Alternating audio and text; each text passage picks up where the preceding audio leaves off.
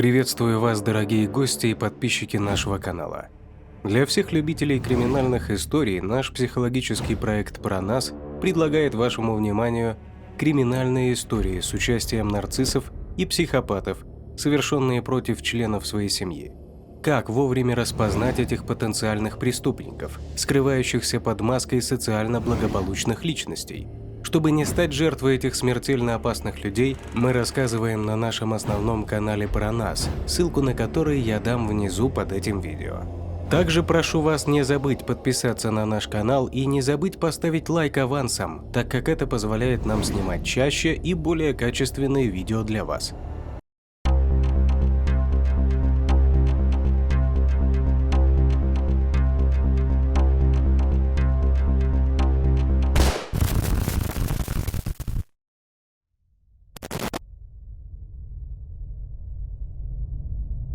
С 6 июля в Южно-Сахалинске искали 8-летнюю девочку. Вика Теплякова убежала из дома после ссоры с соседом по квартире и не вернулась.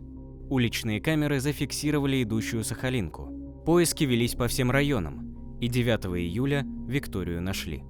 8-летняя Вика Теплякова воспитывалась в неполной семье и проживала вместе с матерью и младшим братом на съемной двухкомнатной квартире. Одну комнату занимала мать Ульяна Теплякова вместе со своими детьми, а во второй проживала другая семья. Соседи отзывались о матери Вики как о человеке, ведущем маргинальный образ жизни. Женщина выпивала, заводила любовные романы, оставляя заботы о воспитании дочери на заднем плане. С детства Вика была самостоятельным ребенком, предоставленным самому себе. В одной квартире, но в разных комнатах с Тепляковыми живет семья с 11-летним сыном. В понедельник Костя собирался идти на тренировку, но не смог закрыть входную дверь. Тогда мальчик позвонил Викиной маме, которая с дочкой были в гостях у знакомых. Женщина отправила дочь на помощь соседу, но Вика Теплякова расстроилась, ведь мама приказала ей сидеть дома. Девочка поругалась с Костей и вернулась туда, откуда пришла. Вернувшись домой, Вика, подавленная предшествующим конфликтом, взяла теплый свитер и приняла решение направиться в Долинск, в котором она жила ранее. По некоторым сведениям, она часто туда ездила, там у нее было много знакомых и друзей. Именно в Долинске она часто ночевала в семьях подруг и получала те тепло и заботу, которых ей так не хватало дома. Вика знала, что до Долинска можно добраться с автовокзала в Южно-Сахалинске, поэтому пошла из Новоалександровска в областной центр пешком, вдоль дороги. На пропажу Вики мать обратила внимание довольно поздно. Девочка ушла в 10 утра, а мать заявила о пропаже только в 11 вечера. Хотя до этого, по ее словам, ее дочь никогда не исчезала. Полиция сразу приступила к поиску девочки. Большой проблемой стали неработающие дорожные камеры, которые должны фиксировать нарушения ПДД. Из всех установленных на отрезке между планировочным районом и Южно-Сахалинском работали единицы. Если бы видео писали все камеры, искать девочку было бы проще. Очень помогли люди, откликнувшиеся на просьбу полиции предоставить данные с видеорегистраторов. В конце концов, удалось установить, что Вика села в микроавтобус, почти ровно между Луговым и Южно-Сахалинском. Узнать это получилось бы раньше, если бы работали все камеры, и если бы мать Вики обратилась в полицию сразу, как только она пропала. По камерам удалось установить, что девочка шла не торопясь, прогулочным шагом, по пути пытаясь остановить попутку. Ей удалось остановить 2 машины, за рулем которых были мужчины. Им двоим девочка отказала. Одному из-за того, что он хотел отвезти ее в полицию, второму по неизвестной причине. Одному из мужчин она сказала, что она из Долинска, и ей нужно срочно попасть домой. Он дал ей 150 рублей. На поиски ребенка были брошены все силы. Волонтеры, спасатели из спецслужбы днем и ночью искали Вику. Эти поиски были названы одними из самых масштабных за последние несколько лет. Полиция приступила к поискам микроавтобуса. Обнаружить его удалось не сразу, поскольку автомобиль зарегистрирован на одного человека, а управлял им другой. Мужчина, управляющий микроавтобусом, является главным подозреваемым в деле об убийстве ребенка. Этот человек с женой живет не по месту регистрации, а в подвале. Но оперативники, несмотря на все это, быстро вышли на след. Во время осмотра автомобиля были обнаружены следы преступления. Полицейскими были арестованы подозреваемые. Ими оказались 31-летняя Кристина и 45-летний Игорь Дворниковы. Изначально во время допроса они утверждали, что подобрали другую девочку, не похожую на Вику, и высадили ее на Украинской улице. Позднее в их показаниях были обнаружены противоречия, благодаря которым удалось получить признательные показания женщины. Со слов женщины, 6 июля они с мужем решили провести время вместе, купили алкоголь и поехали на пляж. На дороге они увидели Вику и остановились ее подвезти. В итоге мужчина решил ехать в Холмовский район. Он сам из Чепланова, поэтому хорошо знает там все места. Кристина призналась, она думала, что они просто покатаются и отвезут девочку до места назначения. Но муж резко изменил маршрут, приехав в глухое место. Пользуясь беспомощным состоянием Вики, неспособной адекватно оценить происходящее с ней и не имеющей возможности позвать на помощь, супруги отвезли ее в лесной массив. Находясь в салоне автомобиля, Дворников, будучи в состоянии алкогольного опьянения, изнасиловал, а затем совершил в отношении девочки насильственные действия сексуального характера. Супруге он приказал покинуть машину, обозначив, что он собирается изнасиловать ребенка. С целью скрыть совершенные преступления Дворников задушил Вику пакетом и выбросил бездыханное тело на берег рядом протекающей реки, прикрыв оборванной растительностью.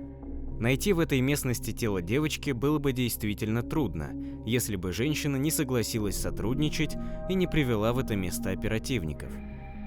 10 июля в результате проведенных следственных действий и оперативно-розыскных мероприятий в лесном массиве недалеко от села Ожидаево Холмского района обнаружено тело девочки с признаками насильственной смерти. В соответствии с полученными данными, смерть ребенка наступила в день ее исчезновения, 6 июля 2020 года. Теперь следствию предстоит определить, насколько правдивы эти показания. Экспертизы покажут, не принимала ли женщина участие в издевательствах и совершении преступления. Известно, что у задержанной 2 детей, но она не воспитывает их. Один ребенок проживает с родственниками, другой находится в социально-реабилитационном центре. Мужчина ранее судим и отбывал срок в колонии. В настоящее время задержанным предъявлено обвинение. Дворникова Кристина обвиняется в совершении преступления, предусмотренными пунктами А, Д, части 2 статьи 126 УК РФ «Похищение человека».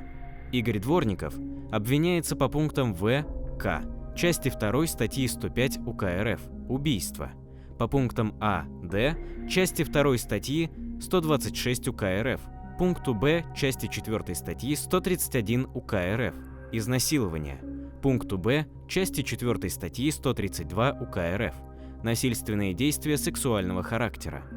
По ходатайству следствия 11 июля Южно-Сахалинским городским судом в отношении обвиняемых избрана мера пресечения в виде заключения под стражу.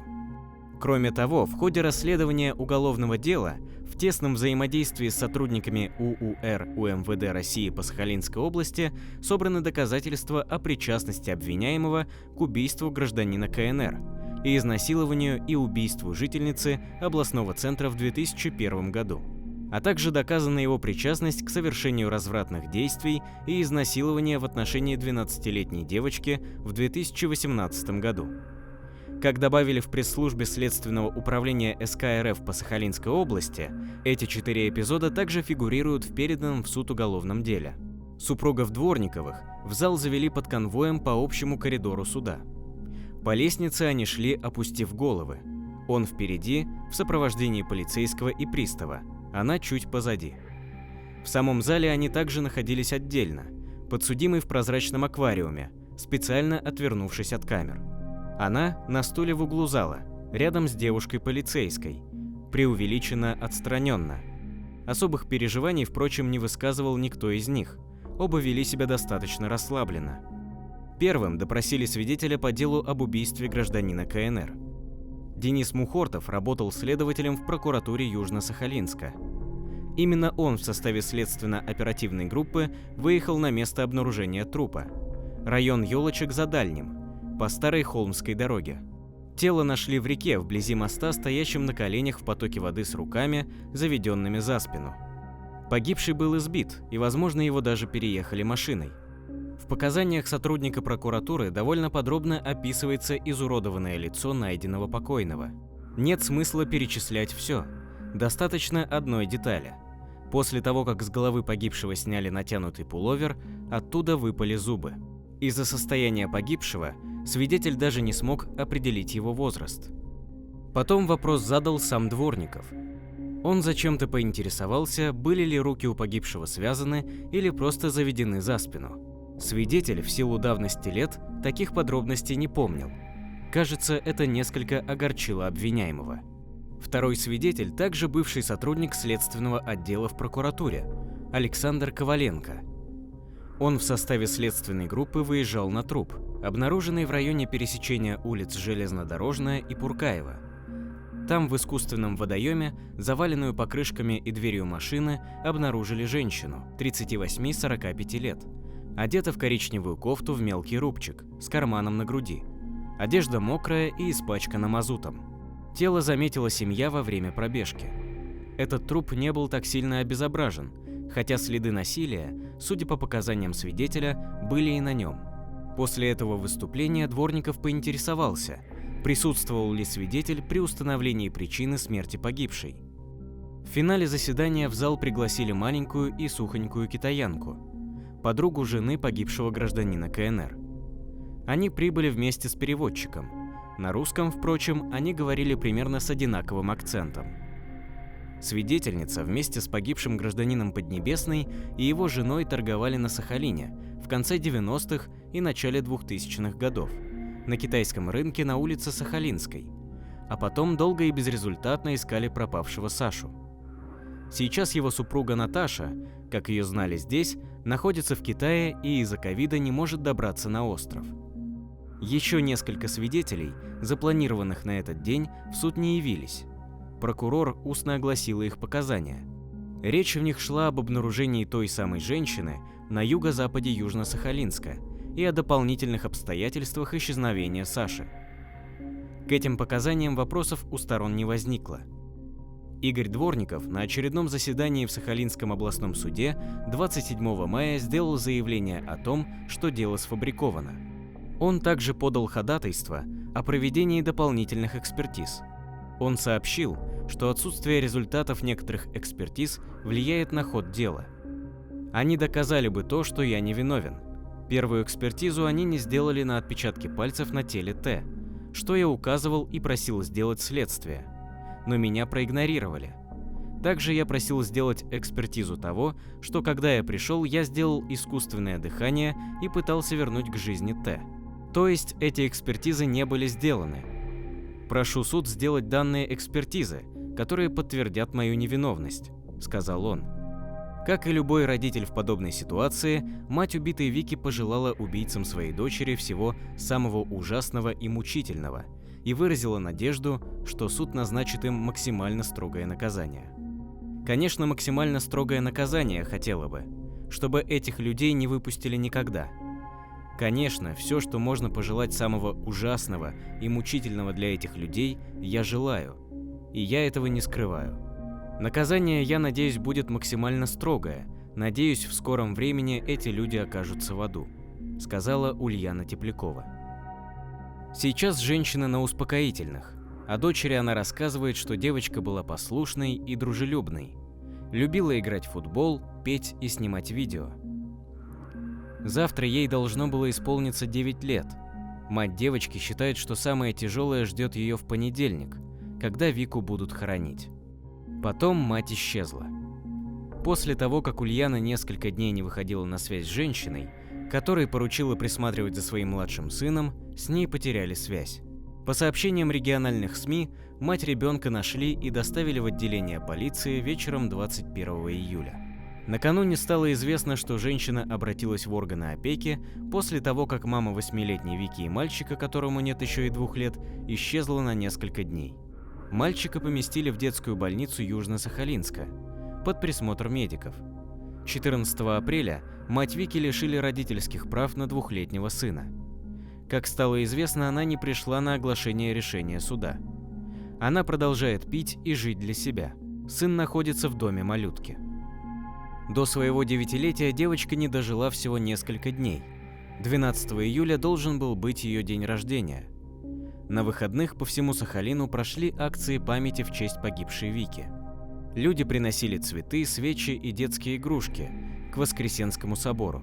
Сахалинцы даже создали петицию о том, чтобы преступников приговорили к наивысшей мере – пожизненному заключению. Игорю Дворникову присудили пожизненное лишение свободы в исправительной колонии особого режима. Кристине Дворниковой – 15 лет лишения свободы с отбыванием в колонии общего режима. Также в пользу родственников погибшей Вики Тепляковой с Игоря Дворникова будет взыскано 3 миллиона рублей, с его жены – 900 тысяч рублей. Кроме того, Игорь Дворников приговорен к принудительному амбулаторному лечению у психиатра по месту отбывания наказания. Похороны прошли 13 июля. Туда также пришли десятки местных жителей, даже те, кто не был знаком с семьей погибшей. Матери Вики помогали сообща. Власти тоже приняли участие в организации похорон. Как вы считаете, справедливо ли наказание? И есть ли косвенная вина матери в смерти маленькой девочки?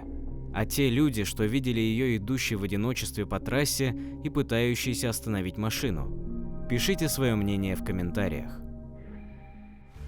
Кто эти страшные люди, совершающие немыслимые преступления, и как вовремя определить, что человек, с которым вы общаетесь, нарцисс или психопат? Как сохранить себе жизнь, когда вам стало понятно, что вы находитесь рядом с такой патологической личностью? Смотрите информацию на нашем основном канале, ссылка на который стоит под этим видео. Прошу вас не забыть поставить лайк за нашу работу и подписаться на наш канал, чтобы не пропустить новые истории о чудовищных преступлениях, совершенных нарциссами и психопатами. Подписывайтесь также на наш телеграм-канал, ссылка на который указана ниже. Там мы ежедневно публикуем информацию о новых преступлениях психопатов. Если есть интерес к резонансным преступлениям известных людей и звезд шоу-бизнеса, подписывайтесь на наш второй канал, ссылка на который будет указана ниже.